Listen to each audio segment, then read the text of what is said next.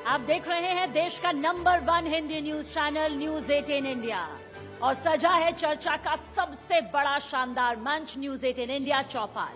हरियाणा में चुनावी दंगल चालू है। 8 अक्टूबर को नतीजे भी गौरव सामने आ जाएंगे, लेकिन इस बीच चुनाव से पहले इस सरगर्मी के बीच हमने एक बेहद खास मेहमान को आज चौपाल के सबसे बड़े मंच पर आमंत्रित किया। देखिए, आपने जिक्र कर दिया हरियाणा का, तो एक चीज तो क्लियर है कि हरियाणा से कोई बड़ा नाम है जो अब हमारे इस मंच पर पहुंचेगा। वो चुनावी अखाड़े में बड़ी मजबूती से ताल ठोक रहे हैं और लगातार 2 बार हरियाणा के मुख्यमंत्री रह चुके हैं और इस बार भी सीएम पद के लिए कांग्रेस की तरफ से सबसे बड़े दावेदार हैं।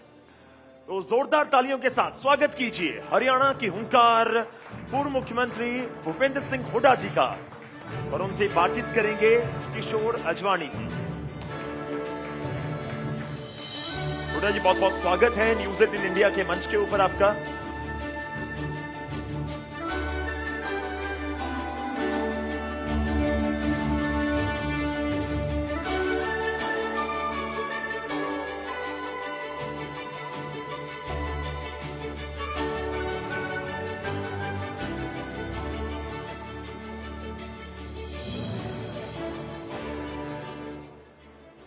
जोरदार तालियों के साथ स्वागत करेंगे हरियाणा के पूर्व मुख्यमंत्री भूपेंद्र सिंह हुड्डा जी का।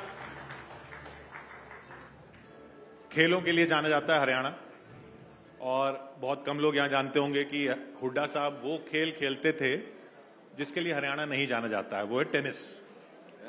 टेनिस खेलते थे आप? Lawn tennis. जी, माइक रख लेंगे साथ में। Lawn tennis. लॉन टेनिस नहीं, लॉन टेनिस में बोरिस बेकर के साथ खेला हूं। हाँ, he played in tie break, वो जीते टाई ब्रेक से ही। तो टेनिस की भाषा में बात करें, इस वक्त जो मैच चल रहा है उसमें एडवांटेज भूपेंद्र सिंह हुड्डा, एडवांटेज भूपेंद्र सिंह हुड्डा चल रहा है। देखिए, तो कांग्रेस की है एडवांटेज, और क्योंकि जो मौजूदा सरकार है उसके फेलियर्स हैं। ये नॉन परफॉर्मिंग गवर्नमेंट रही है 10 साल तक, कोई अचीवमेंट नहीं रही है हरियाणा में as compared to Congress rule रहा जो 2005 से लेकर 2014 तक। तो इस वास्ते जो कांग्रेस के पक्ष में हालात लग रहे हैं। आपके पक्ष में नहीं है? हुड्डा साहब की एडवांटेज नहीं, आप कह रहे हैं कांग्रेस की एडवांटेज है। कांग्रेस का है, मैं कांग्रेस में ही हूँ। मेरी तो 4थी जनरेशन है कांग्रेस में, 4 जनरेशन से। क्योंकि लोग तो कह रहे हैं जो मैच आप खेल रहे हैं वो नायब सिंह सैनी साहब के साथ तो एक दूसरा खेल रहे हैं और शैलजा जी के साथ भी खेल रहे हैं एक मैच। शैलजा के साथ क्या? शैलजा जी के साथ भी आपकी एडवांटेज चल रही है? नहीं नहीं, शैलजा जी हमारी कांग्रेस की वरिष्ठ नेता हैं, मेरी बहन की तरह हैं। तो हम एक पार्टी एक है। क्योंकि उन्होंने भी दावा कर दिया ना कि वो भी मुख्यमंत्री बनना चाहते हैं। तो आप लोगों, मुख्यमंत्री तो कोई ऐसा है, वो तो कोई भी बन सकता है, पार्टी है। तो ये कहानियां आप लोग चलाते हैं, अंदर असलियत कुछ नहीं है। क्योंकि जैसा आप कहते हैं ना कि साहब वो तो एमएलए जो चुन के आएंगे वो डिसाइड करेंगे। बिल्कुल, ये कांग्रेस की पद्धति है। चुनाव होने के बाद जो एमएलए चुने जाएंगे, ऑब्जर्वर आते हैं, सारे एमएलए से उनके मत पूछते हैं, जो बहुमत होता है उसको कांग्रेस हाईकमांड मुख्यमंत्री बनाती है। और ऑब्जर्वर इस बार फिर गहलोत साहब हैं? नहीं, अभी तो 3 हैं ऑब्जर्वर तो। हाँ, 3 हैं। क्योंकि कहते हैं पिछली बार गहलोत साहब ने बनवाया था आपको। नहीं, तो ऑब्जर्वर थे, वो तो इलेक्शन के लिए है। अब जो सीएलपी के लिए कौन ऑब्जर्वर होगा तो पार्टी फैसला करेंगे, हो सकता है गहलोत साहब हो। पर वो 90 सीटों में 72 सीटें कहते हैं कि आपके गुट की हैं, तो फिर तो 90 सीटों में 72 सीटें आपके गुट की हैं। नहीं, मेरा कोई गुट नहीं है, कांग्रेस में कोई गुटबाजी नहीं है, सब कांग्रेस के उम्मीदवार हैं। ये भी बस बनाई हुई बातें हैं। और क्या, अभी देखो ना, कांग्रेस फैसला करती है।